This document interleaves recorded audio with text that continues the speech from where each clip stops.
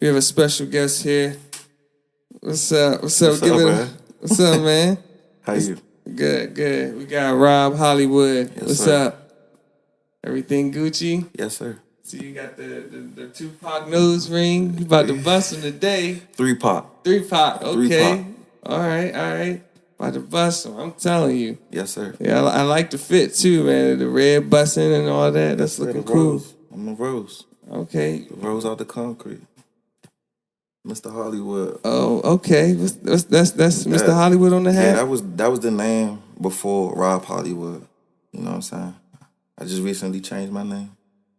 You know what I'm saying? So Why you change your name? to keep it a band with you, bruh, I looked up my name and it wasn't that it was somebody else's, but it was an album called Mr. Hollywood. So I was like, let me change my approach. The reason why I even started calling myself Hollywood and Mr. Hollywood in the first place is because somebody always got something bad to say about Hollywood. You know what I'm saying? I ain't never heard nothing good about Hollywood. You know what I'm saying? Until today, when we had our personal conversation, aside from this interview. You know what I'm saying? I ain't never heard nobody say nothing. So I feel like, I'm not saying that everybody always got something bad to say about me, but that's why I picked that name. I love that because I told when you talked to me about how I told you how I kept it 100. So it's crazy out there. But yeah, and that's so powerful that you said that because that's exactly how the conversation went. Most definitely. So yeah, you do have a very bright look on that. Now, going into Robb Hollywood. Now, why is the name Robb Hollywood? Oh, I'm not gonna say I was afraid you was gonna ask me that question, but the reason why I changed my name to Robb Hollywood, first of all, my name is Robert. For those who don't know, my name is Robert. You know what I'm saying? And for short, they call me Rob. You know? And I feel like since I changed my name from Mr. Hollywood and I had the reasoning for why I wanted to surround my name around the same reasoning, I'm coming for what's mine. I'm just going to put it like that. I'm coming for what's mine. You know what I'm saying? Everybody want to be gangster, but don't nobody want to be good. So I'm coming for what's mine. Straight up. So you're a good rapper. Nah, I'm a good baddie. Good body. I'm a good being, yeah. So let me get into a little bit of that good being. Like how spiritual are you? Do you like, are you into spirituality? I'm a Christian, but I'm more so a believer versus me saying I'm part of some religion. You know what I'm saying? I just believe in what's right, and I believe in what feels good to me. If we want to call it the universe, whatever I was casting good out into the universe, it then came back to me. You know what I'm saying? I don't have any unanswered prayers, you know? And I know the importance of trying to just keep the right energy. Because I done been surrounded around the wrong energy and the wrong people. So I try to maintain a good circle, whether I'm the only one in that motherfucker or not. Right. So. Awesome. Now, going into your music, like how does that like kind of relate to, your life? Like how was your music relatable to like what you do?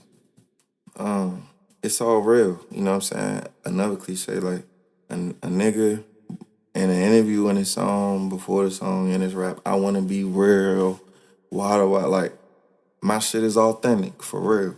You know what I'm saying? Like, all my shit is from the heart, because it's from scratch. And if I ain't wrote this shit and I'm in the studio, that shit is coming from the soul, the heart. It's not no mumbo jumbo. You know what I'm saying? I got old soul, first of all. I ain't like the average 26-year-old, you know what I'm saying, at all, by a long shot. Like, I don't even have, my friends not even my age. They older than me. The ones that was my friends or is my friends, I have the fuck currently now. How old you said you were again? 26. Okay. And you say you have an old soul. Yeah. So what made that old soul? Honestly, I don't know if it was from experience, reincarnation, or just the want to stay traditional and loving, and the way I handle relationships with people, period, not even just with a woman. You know what I'm saying? Just period. Like I feel like a traditional person. I don't handle things like the next person would. You know what I'm saying? Like the next group would. Maybe it's the Sagittarius in me. I don't know. But I'm most might say, or most haters might say that yeah, he's a bandwagon hopper or whatever, but it's not the case. I just spread love. You know what I'm saying? I don't mind working with the next man. You know what I'm saying? Especially if it's for good purpose. You know what I'm saying? Because I'm all about purpose. If it don't make sense, I ain't with it. You know what I'm saying? Yeah, absolutely, man. And I feel that, man. And do you ever sometimes like let your music kind of like take you away from those vibes where it's like, you know, your ups and downs and how you feel sometimes when people Oh, don't well, fuck of with your music? course. Like, if I can't do nothing else, I'm always gonna keep it a bang, bruh. Like, bruh, like the person that you see right here in front of the camera is Robb Hollywood. But on the outside looking in, you see Rob, bruh. Rob is going through shit. Rob don't got no money. Rob got kids. Rob baby mother hitting his phone. Rob folks don't believe in him because he not a regular nigga and he don't believe that a 9 to 5 is gonna get him to where he wanna be in life. So hell yeah, that my life is kicking my ass, but Rob Hollywood just look past that shit. You know what I'm saying? Like, y'all don't understand my path. Moses' wife ain't understand his path either. But he had to keep it a band with her and say, look, boo, I gotta do what I gotta do. You know what I'm saying? So Absolutely, man. And when you talk about these things, like, is there any connection from there to like how you kind of like expect your music to direct like the next person? Like, do you like sometimes what do you see as far as like being a leader and like spreading, you know, how you feel to the youth? ooh, perfect. You even said anything about that, bro. Like, I feel like the youth is the cream of the crop, period. That's who's gonna be running things. That's who is being taught as we speak. They don't have nothing else to do right now. Shout out to the pandemic. They don't got nothing else to do right now but sit on a computer and sit on their phone. There's the ones that need to be taught right now. And as far as I'm concerned, ain't nothing going on. Ain't nothing going on right now. That's teaching our youth the right way. All the OGs. You know what I'm saying? They ain't talking about shit. Ain't leading nobody nowhere. I feel very strongly about that. Like I said to you in a conversation outside of this interview, like, bro, I'm not trying to be the Superman or the Batman, bro, but I have a good heart and I just want. I'm a soul seeker, bro, for the right reasons, though. You know what I'm saying? I'm a soul seeker for sure. Awesome. And I want to get into like a little bit of your past. Like how was it growing up? You know, how was your relationship with your family and things? Okay, so my dad, I always remember him as the guy that wanted to spend time with his sons. You know what I'm saying? I don't really remember too bad about him. You know what I'm saying? Or from my childhood. I know I didn't spend a whole lot of time with them because they started making irresponsible decisions later. But it wasn't nothing to the point where I can say I hate him because people done been through worse. You know what I'm saying? As far as my mom, I just remember her as being real strong. You know what I'm saying? She had a drug problem later on in life, you know what I'm saying, like everybody else mother in the 90s. You know, with father, you know what I'm saying? It's probably something that can't vibe with that.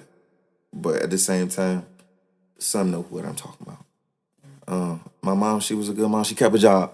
Even though she was going through doing what she was doing, you couldn't tell. She was fly. You know what I'm saying? She kept her kids looking good. You know what I'm saying? Supposed to be doing, but it kept the family together. You know what I'm saying? It caused a lot of friction. It was a lot of verbal abuse, a lot of physical abuse that I'm not gonna say I seen a lot of. You know what I'm saying?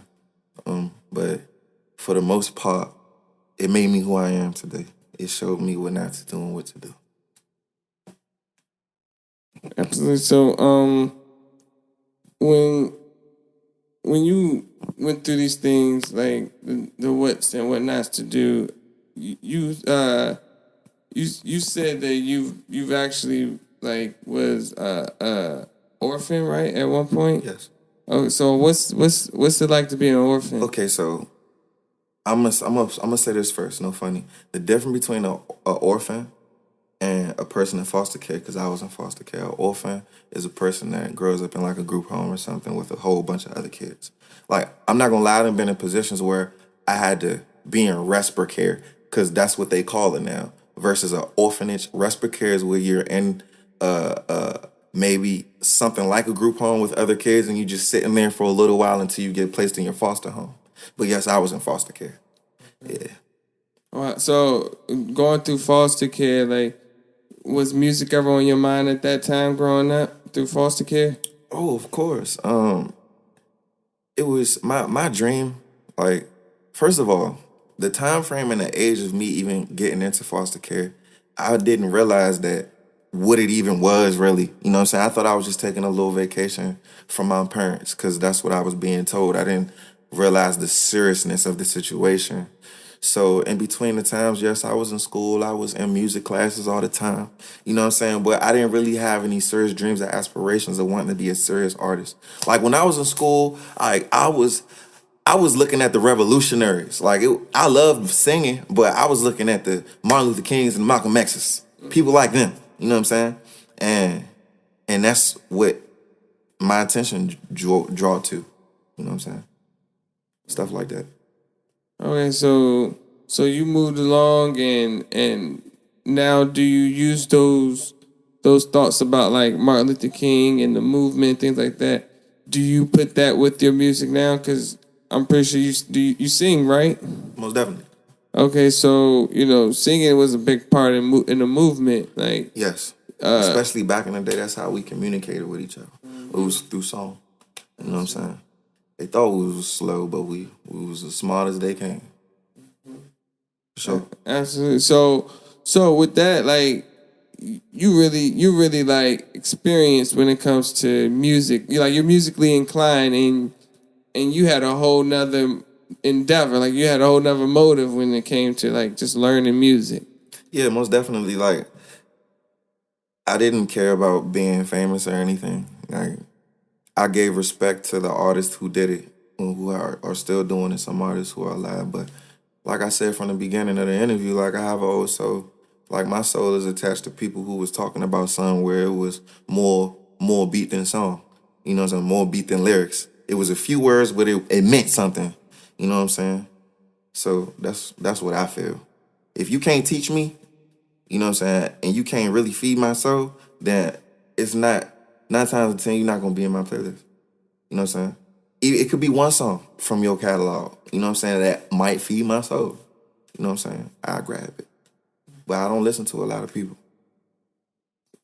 So you once you establish yourself as an artist, you put away all the music, you put it all on the shelf, and you just start focusing on your style.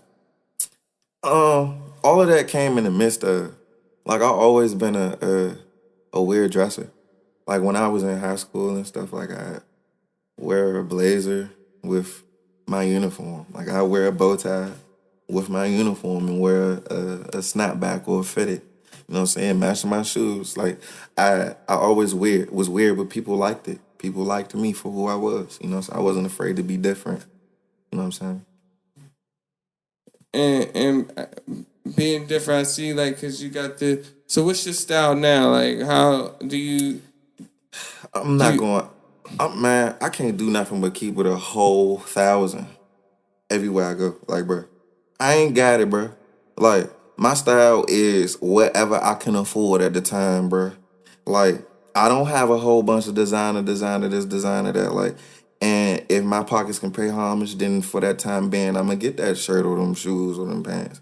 But other than that, I don't try to make my mind materialistic, because if you can't really afford that shit, you know what I'm saying, it starts to play on you after a while, because it's like, damn, I like to do this, I like to wear this, and you're used to it and you didn't grow accustomed to it, and it's like, I can't get back to it, so I don't live beyond my means.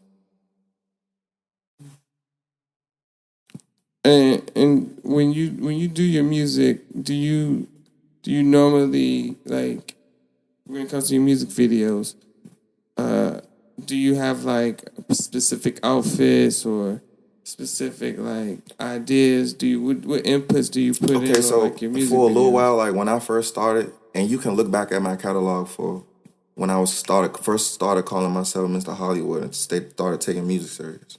You know what I'm saying? I was doing a lot of features, and one person I was doing a lot of features with, shout out Toke Ruffin, you know what I'm saying? Like, I was doing a lot of features under him, you know what I'm saying? And in them times, I didn't have a lot of money starting off either. You know what I'm saying? Like, I put on a white tee on my Meek Mill fucked up braids type shit. Like, I ain't care. Like, I just was doing my thing, and people was fucking with it. So if I couldn't go get an outfit, you know what I'm saying, I'd go get a white t-shirt and some nice jeans, and I have on my J's or whatever shoes. Because if my fit ain't all the way together, I'm going to make sure I have on some decent shoes, for sure. Because that's the first thing I feel like a woman gonna look at. I've been raised by most women, even in foster homes, like, they gonna look at your shoes and your hands. You know what I'm saying? So I try to keep them things presentable, for sure. Absolutely. So it's good to see that you take, like, you know, understanding and what you dealt with in your past and use it to really see the brighter side and make Most use of definitely. it in your present and now, and you don't let it hold you, you know, down or accountable. You know, you do your thing, and I see you got the dreads at the top. Okay, Yeah, man. Something I got get them done though. You know what I'm saying? I'm working with something though. You know, I'm trying go all the way with it. You know what I'm saying? I didn't try it in school. I was trying. I had the little doo-doo jumps. You know what I'm saying? A little turd jump. You know what I'm saying? This right here is like 6 months. Persistence and consistency. So I'm trying. And next time around this time next year, it's not going to look like this. I know that for sure. So I feel like I should have started. I should have started a little earlier when I was younger though. Because then now I know how I'm going to look. I know how I look with hair. You know what I'm saying? So it's like, I should have started, should have been started. And then I regret not growing my hair all over my head. But then I'm gonna tell another story. I like keeping it real. My second baby mother, you know, I'm a barber too. I cut my own hair. So I was cutting my hair and I accidentally snipped like 2 of my dreads off from the back, and it was low. It was lower than this. Like, it was a little lower than this, and it looked like it was more fuller. And I cut 2 off, and I had my baby mother at the time. She had to go all around my head and even it jumps out so it could be like this. You know what I'm saying? Because if not, I was gonna have like a crater in the back of my head and shit. You know what I'm saying? So, my bad. Next question. no, you good, man, you good. I really enjoy your stories because it's like you kind of bring so much color to the people that just, you know, sit at home and just watch, you know, life go by. Most definitely. And you know, I want to just know, like, how are you doing with like your music, and how is that supposed to get you like by? What are you looking at? How do you looking to get your music to make you get by? Honestly, bro, it sounds like a financial question to me. So I'm gonna answer it like this. I am looking to live off of my passion, but I just want to be financially free. And I'm looking forward to the next generations after me. Like you asked me earlier about the kids. Like, I'm looking forward to the next generations after me. I want to be able to leave something for them. You know what I'm saying? And instill in them to want to do the same for them and want to do the same for others. You know what I'm saying? It's a ripple effect. You drop a pebble in a puddle, what it do? You feel me? So Is there anything you want to say before we? Because it was a great interview. Anything you want to say before we go, Mr.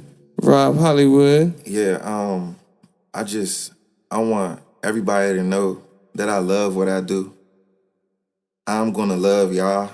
You know what I'm saying? I'm not doing this for no clout. I'm not doing this for no praise. I'm doing this solely to just help and to be somebody great, somebody good. You know what I'm saying? And I mean that. And every time y'all see me, it don't matter what camera it's on, what interview it's with, I'm gonna be real with y'all. I'm gonna always keep it 100. So if y'all calling for me, y'all reaching out to me, I'm gonna keep it 100. I'm not gonna be fake with y'all. I promise.